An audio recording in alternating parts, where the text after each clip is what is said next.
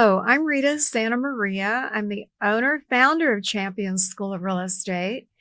And as all of you know, we have our Champions School of Real Estate YouTube station where I interview superstars in all different walks of life.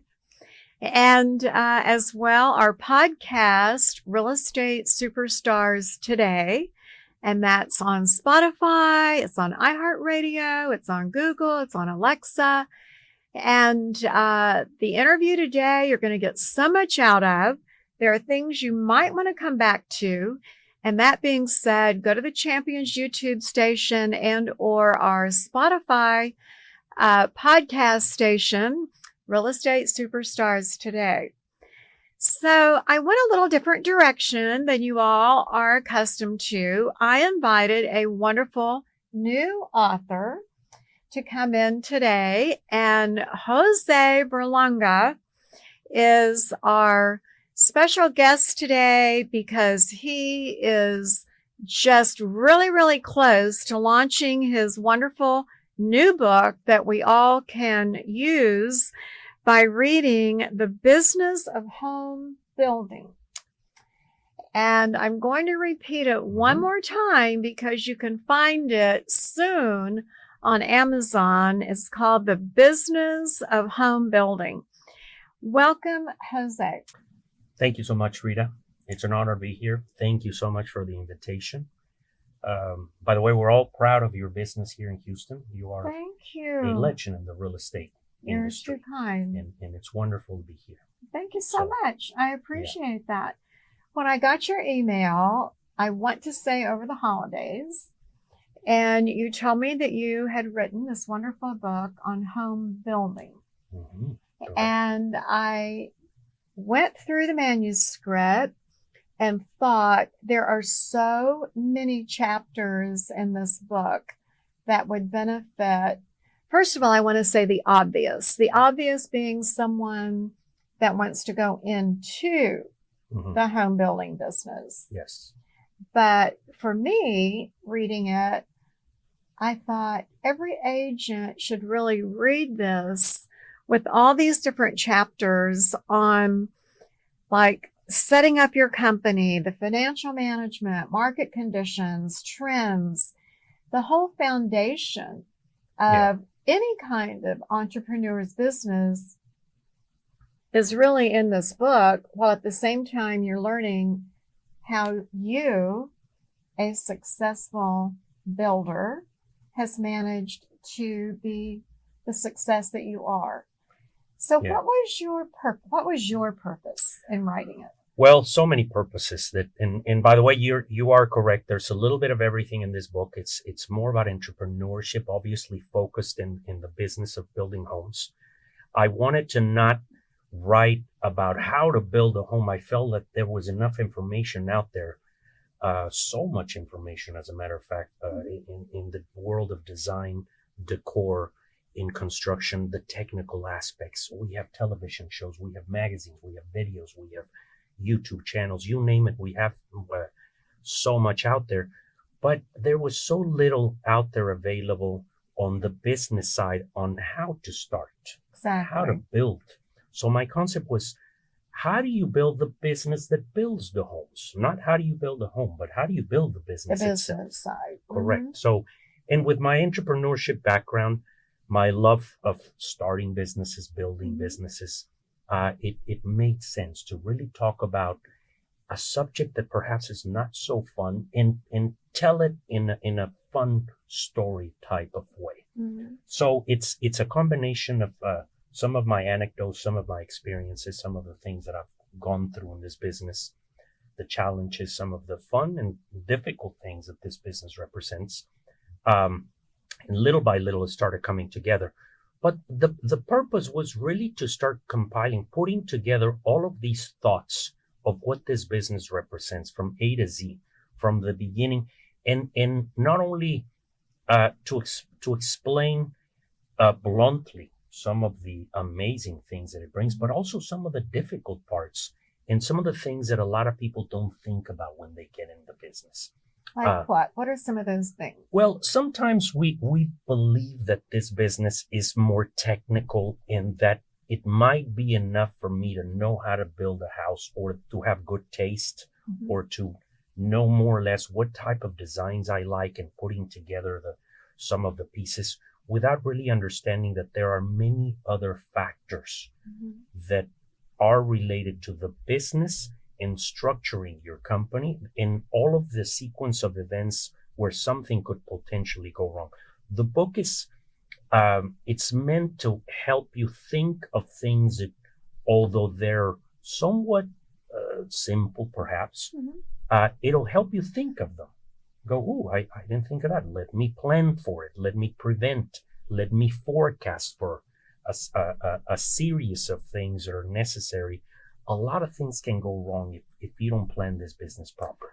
Well, I know your experience is varied in that you were in the restaurant business. Yes, I've been in a number of businesses. And you have experience in startups, no matter what the startup is. You know how to put the financial side together. You know how to put the business plan together. You have been through many up and down cycles as I have. We learn so much from a down cycle. Yeah.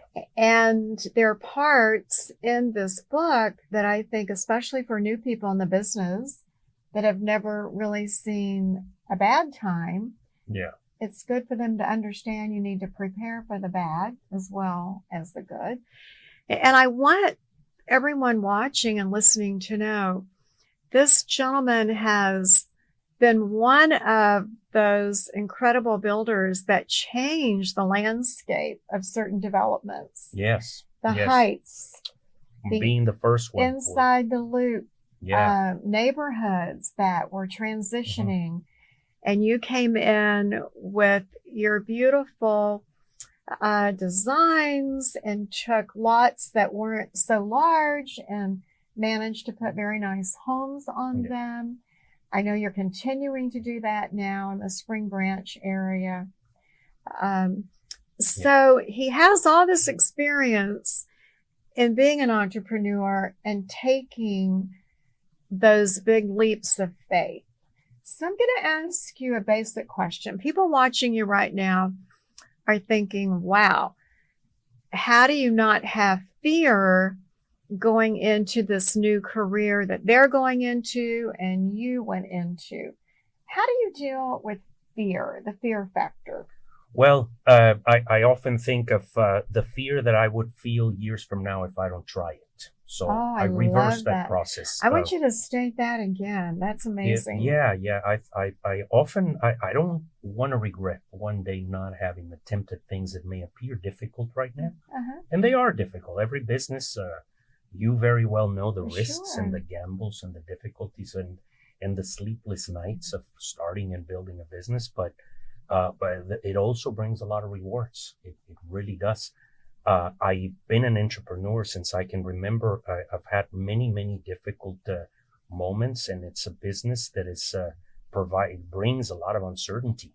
I mean, and I have to admit, I've over the years that I've hired and trained realtors that either work for me or that I've retained their services, I really give them the respect of the fact that they have a difficult road where they don't know if they're going to make money. They have to work and have faith. Or we may have money this month, but what about next month? It changes as you go. But part of this book, you mentioned who does it apply to. Actually, over the years, I've seen a trend where a lot of realtors eventually want to start evolving and start maybe building, developing, investing, dabbling in that side, not just brokering, but once they start becoming successful, a lot of them start migrating to the development side. They're very interested in the development side. Yes. And this is a great tool for that. Awesome. Even as some of the things that I write there, apply to other businesses. It's very generic in that respect. As I was going through your manuscript, it is very generic in that respect. Yeah, opening yeah, any business or being an entrepreneur in general. correct. Even if you want to flip a house, remodel a house, hire some contractors, or participate in one way or another in the industry, this helps. It tells you a little bit of the psychology. Uh, you have no idea how many people over the years I've seen come into the business to lose their money because they didn't understand the logic, the philosophy, the fundamentals. People that are much more educated than me, from doctors, from attorneys, people that come from the corporate world, and I don't think everybody understands the management skill set that you need to bring to the table to run a construction company that is predominantly dealing with a lot of small business owners. I love your description of, do you hire people full-time, salaried, or do you hire your independent contractor people? And you did a pro and con for both. Yeah. It wasn't like, yes, do one or do the other. It was, here are all the pros, here are all the cons, as far as part-time independent contractors versus salaried. Yeah. And that is definitely, that rolls over to any business. Exactly. When you start a business, one of the first things you want to do is avoid overhead and avoid a lot of expenses. You don't want to go in and start spending money unless you absolutely need to. So some of the things I talk about is, how do you start gauging and understanding when do you bring someone on board full time? And the fact that particularly in this industry, there are many ways of you to achieve your goals without hiring full-time employees. Most of the activities can be outsourced. And nowadays with technology, even the administrative side of it, you can hire services that can assist you with that. And it goes for every angle of this business. So that's very helpful. Do you do that a lot yourself, or is most of it in-house? Once you start growing, one of the things that I discuss is there's a point in time where the amount of money and the amount of work that you have on any given category of your activities, if it starts exceeding what it costs you in relation to what you would pay someone to do that, that's where you start shifting, because now there's economies of scale. Excellent point. Yeah. At some point you can bring someone in-house to start doing some activities because you're paying more for an outsourced service. And now you have a little more control over the activity. You have that person that only works for you and focuses on your agents company. Love control. If we're in control of the situation, we know it's going to go a lot better. Yes. So that helps a lot. We are control freaks in the business world and the real estate world. Yes, I've worked with so many different personalities in the real estate world. Agents that really enjoy this side of it. They want to get into the development side. But I think they may need a little bit of help of even some basics as to why am I building? Where should I build? Why pick a design? Why pick a certain floor plan? You talk about the transition. What was one of the reasons why we started where we started? Which you nailed it. Back when we started building, it wasn't very popular. Building in the inner cities wasn't that attractive. You took an area that was not known for new development, I think is the best way to say it. And look at it today. It's just a hot spot. We are very proud to have been such an influence. A lot of people are not aware of how much we contributed to helping the inner city. Our company, Tricon Homes, we began really taking a gamble in some of these areas where they weren't fun to drive through. Exactly. They were really forgotten, and we started investing a little more, and before you know it, they started changing. And you're still building out, I say, sort of on the east end, but then now on the other side, I-10 out. And for those of you that don't live in Houston, what really is so very special about Jose and his company and the building they've done, as he's describing, there were certain areas in Houston that were, would say just predominantly needing help, needing economic help, and therefore it was a huge leap of faith to go in and build your quality type product in there. Yeah. And that's why I went back to fear and how did you have that kind of faith? And yet the location of those neighborhoods are so great to downtown and the commuter. And so in today's world, I just want to say congratulations to you for making it such a very exciting, desirable place to live. Thank you. I have to give some credit. My younger brother, who was my partner here, and then he's more the artistic side, the design, the architectural side. He had that vision. Me being the business side, the investment side, the building of the infrastructure of our business, had a good team going. And we had a really good team that balanced each other on the different aspects of business, which is something that I talk about in the book, where sometimes you can't do it all. Sometimes you have to delegate some areas and have people in your team that complement your abilities and your strengths and weaknesses. And he noticed that these areas were a place where we could build inexpensive homes. In the inner city there was a transition that was starting to happen, where some of these neighborhoods, you said it, they didn't look very nice. They were very transitional, but there was something going on where the traffic was starting to get horrible, and the inner city lifestyle was starting to happen again. Exactly. Where it made sense to start investing. It was scary. It was a little bit speculative at the time, but that's how we started moving around all these neighborhoods in the inner city and saturating them. All of a sudden we would start buying a lot of land in the heights, and then we started moving to Shady Acres, and then we started moving to Camp Logan, Rice Military, Cottage Groves, and all the ones that we've talked about. Impressive, very impressive. All the way to the Montrose in the museum district and the medical center. And so what inspired you, the developer, entrepreneur, to write a book? Well, very interesting. I've been wanting to write a book for a long time. I love telling stories. I'm a thinker. I'm someone that just wants to learn what happens, how things become what they are, how did the industry start, why is it where it is now. And I've been just wanting to tell a story about this particular business.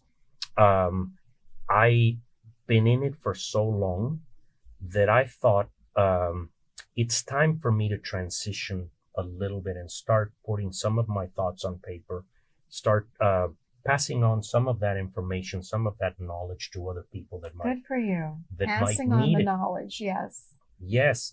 Some of the experiences. I had the blessing of starting a business from scratch. I didn't have any experience in this particular business. And I know that a lot of people do that, where they don't come from the construction industry, or they didn't get to work for another firm for many years. They just have the desire to do it. Yeah. And normally one of the things that we did is we avoided competing with the super big companies, the public companies, or building the big subdivisions. We figured out how to just start niche markets where we didn't have as much competition back then. Now it's gotten much more competitive. But I was exposed to being a pretty decent sized company. We got to be a pretty good sized company in an area where our competitors were very small entities. So we became one of the largest players in the inner city at one point. And that gave us the knowledge, the understanding, the economies of scale of understanding how that particular business worked. And it's very different. Every pocket, every price point, every subdivision, every type of construction is a little bit different, which is something that I talk about, how we need to specialize and not try to assume that just because we build one type of product, and we have to stick we know to it that. all. Yeah. you have to gradually understand the different pockets and the different price There are a points. couple of chapters here that I just want to tell our wonderful audience that's listening, watching. I just want to give you an idea of the very informative chapters that will help you in any business, but specifically in the business of home building. Surround yourself with the right team. How to set up your company. Why do home building? Why home building? Why it exists. Financial projections and finding money and allocating it. How to put a budget together. Land development, the construction process, and management. Yeah. That is a really important chapter. How does that one come together in the process of your book? Well, every single step has its importance. I do think that many see this business as a quick way to make money, including becoming a realtor, a broker. And I think that's why a lot of successful realtors want to go into development. They see it as a huge potential for profit margin. And there is, and that's the double-edged sword of not only the real estate side, the brokering side, and the development side, but it doesn't happen overnight. And that's a misconception. I can go in and start making money. We need to plan. We need to understand the tenacity, discipline, sticking to it for a certain amount of time. That there's many things that need to happen before we start making money. And I talk about the timing factor. I talk about the actual understanding on how to manage people and how to manage the different areas of the business. But I was always big. I've been told that I overanalyze the little things, the details of problems, the obstacles that we run into. But my philosophy has been, I don't want to run into similar problems over and over that limit my growth, that limit the development What's of my an example of a problem that you might see over and over again? Oh, there's endless, from delays, from weather conditions, from numbers, from budgets, from hiring the wrong person, from, for example, something I learned, and you're going to love this one because it goes a lot with what brokers and agents have to do. For example, a builder will build a house, they'll run into a technical problem, and they will leave it for later. They'll cut a hole in the wall, try to fix it, and leave the house looking kind of weird. And then your buyers will walk around the house and notice it. And as a builder, we don't think of those things. We just say, yeah, I'll get to it later. And whenever I do my punch list, whenever I start cleaning up the house, I'll get to it. I have to touch it up later. Why waste time? But what we don't understand is that we are a moving factory. We're sort of like a storefront where people are judging us as they see the progress of construction. And we have to make the house look appealing throughout the entire process. Those type of things, we would be very, very big on documenting small errors, small issues, small delays, obstacles, so that we would implement systems over time and not make those same mistakes over and over. So the philosophy, I guess, the moral of the story is learn from your mistakes. Don't just run into something and fix it and move on. I always like to understand, why did the problem happen? How did it happen? And how can I prevent it next time? Document it, create manuals of operation, which I think you will agree with me that in order to build your business, you have to learn from what goes wrong. Mistakes, and document those. Yeah. I call it historical data. So next time we hit that down market again, we know it's going to come back up and we're positioned for the good times again. Yeah. But during the great times, good times, like we had as agents in 2020, we shouldn't have maybe spent as much money during that time, because every cycle goes up and down for sure. But I love to weather the storm. Weather the That's storm. One thing. It never We're stays. always weathering the storm. Growth and success are never linear, and if we get too excited about the good years and start living life and spending money and being irresponsible, assuming that it's just going to continue to do well, that's when problems start You got it. arising. Exactly. And hence your chapter on avoiding costly mistakes. That's also very helpful. Yeah. So, on a personal basis, I want you to know that Jose is married, has twins, 8 years old, boy and girl. Yes.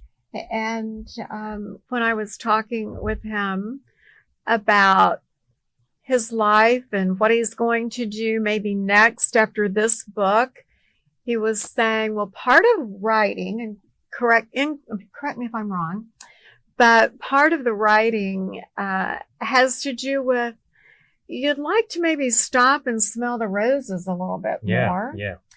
And you went all over the world traveling with your wife, and you were on your phone most of the time. And maybe there's more to life than that. Yeah, absolutely. So with your wealth of knowledge, wealth of information, and just for Houstonians, for example, this gentleman knows all of our communities all over the city, but definitely how to develop a property, the ins and outs. I love it that you stopped one day and said, I'm going to bring this down to writing. Yeah. I'm going to put it in a book, make it available to others so that they learn from my mistakes. And to me, that is just very, very forward thinking, because you've taken so many communities and made them very special for families. And Thank then you. to put it into your book, The Business of Home Building, is great. You tell me you're writing another book. Yes. Tell us about that one. I hope to write many. I mean, at some point, the first one and the biggest challenge was starting to organize your thoughts, because there is a completely know-how, a know-how on how to put And you the weren't information a together. journalist major. No, I'm not a writer. I'm not in the aspect of the literary aspects of writing a book. That was difficult for me. It was really lending your ideas in a sequential manner and understanding, what do you want to say? How do you want to say it? In what order does it make sense to explain it? But I knew the science, the business so well. I've been devoting thousands and thousands of hours and doing this over and over, where it came kind of natural to start organizing all those topics that we see in this book. And yes, I mean, now that I've been through the ups and downs multiple times, because not only in the residential business have I seen difficult cycles and some that were extremely difficult. How did you make it during our crisis, that horrible time period? Wow. We almost didn't. Yeah. We almost didn't. So many companies did not. It was a difficult time. And we were proud to make it through. We had a very, very difficult time that cost us millions and millions of dollars. We almost lost the business during those years. The housing crisis. Yes, in 2008, we had built a very interesting business of probably a very sophisticated systems in size and an organization that was running very well. All of a sudden, the market dies, as we all know what happened. And it caught us, I have to admit, it caught us over leveraged. I talk about leveraging. You do. And I brought that up because this man is so transparent and honest. You talked about that period on your website. You mentioned it somewhat in your book on not being over leveraged. Yeah. It caught us with, I mean, we were under the assumption that this business was just going to keep growing and doing better. So why not keep borrowing when they were offering the money to you? Although we all know that we have to repay it, it just appeared to be an easier task at the time than when the market stopped.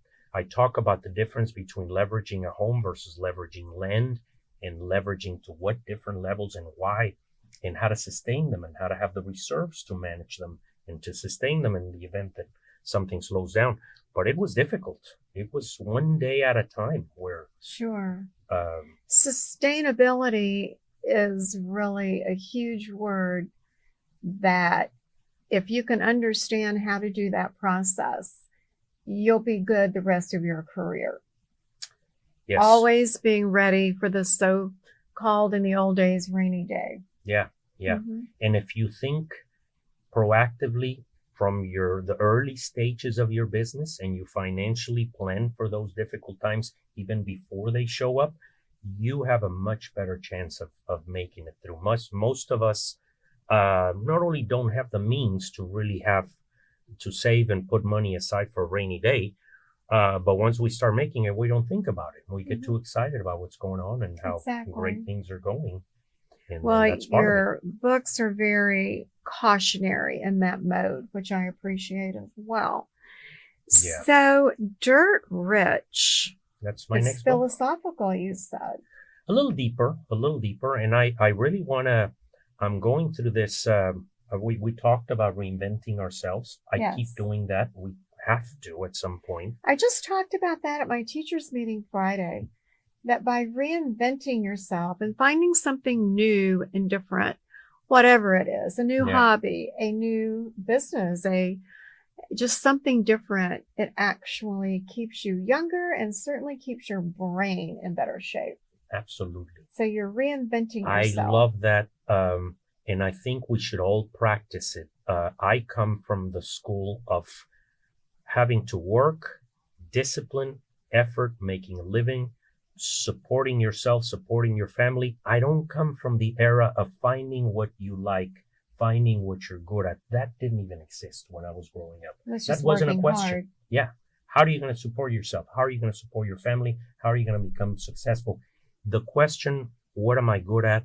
What do I like? What is my purpose? All those things didn't exist. They're new. It's a new era. You're actually making me laugh because you're so spot on. It's a whole different mindset. It is. Whether any particular mindset is right or wrong, it's a different mindset. Yeah.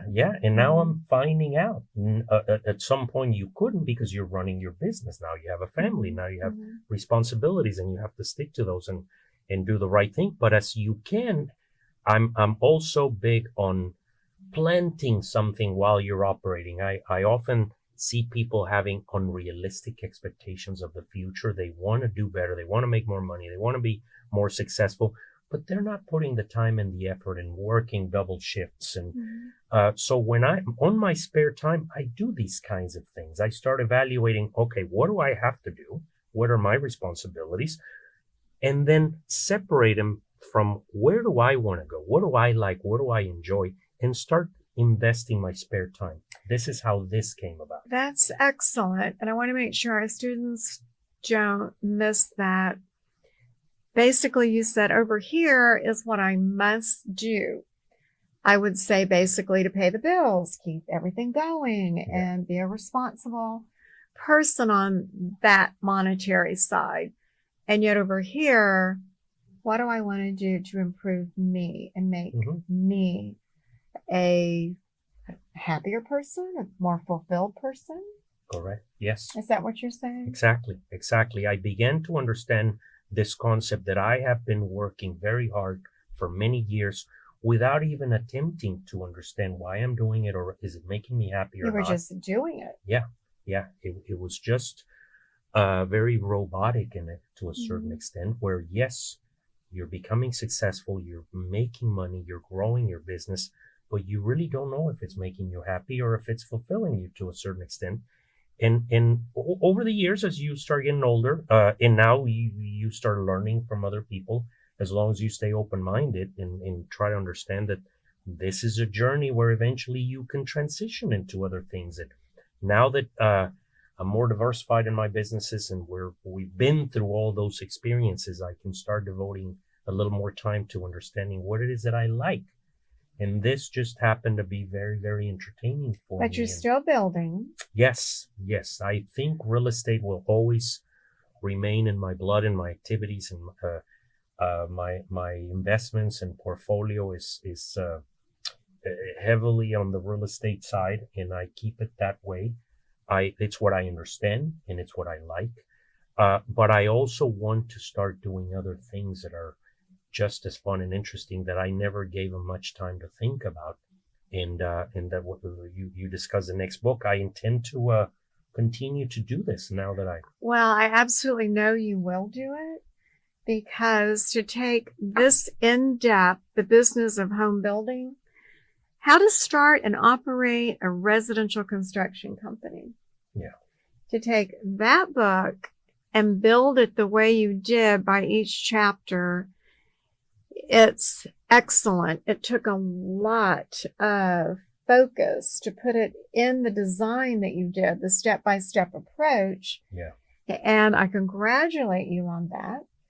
Thank you. And to say that you're going now to this other step fulfillment in your life, I believe it's already happening for sure. Yeah. But at the same time, I'm glad you're not stopping building, because we love those neighborhoods you build in. We keep doing that, and we'll continue that as Houston's inner city submarkets, we call all these little pockets, are improving and changing and looking prettier. The city, I love Houston. I'm pro Houston. I've been here so many years, but I've seen the transition and the growth, and people keep moving to Houston, where I think we were just one of those cities that never stops. Well, I'm so proud for you that your dad was in oil and gas and you moved to Houston in 86, I think it was, and obviously stayed and raising your family here, making our wonderful city even better with these different pockets that are transitional, that you're redeveloping. I thank you for your time today. I thank you for writing this book. And again, everyone watching, listening, Jose Berlanga. Did I pronounce that correctly? Yeah, perfect. Berlanga, okay. And the Business of Home Building, how to start and operate a residential construction company, needs to be on everyone's reading list for sure. For real estate entrepreneurs, you can take every chapter and it will relate to you. And most definitely for those of you that are considering the development side, you absolutely need it. I believe so. I believe so.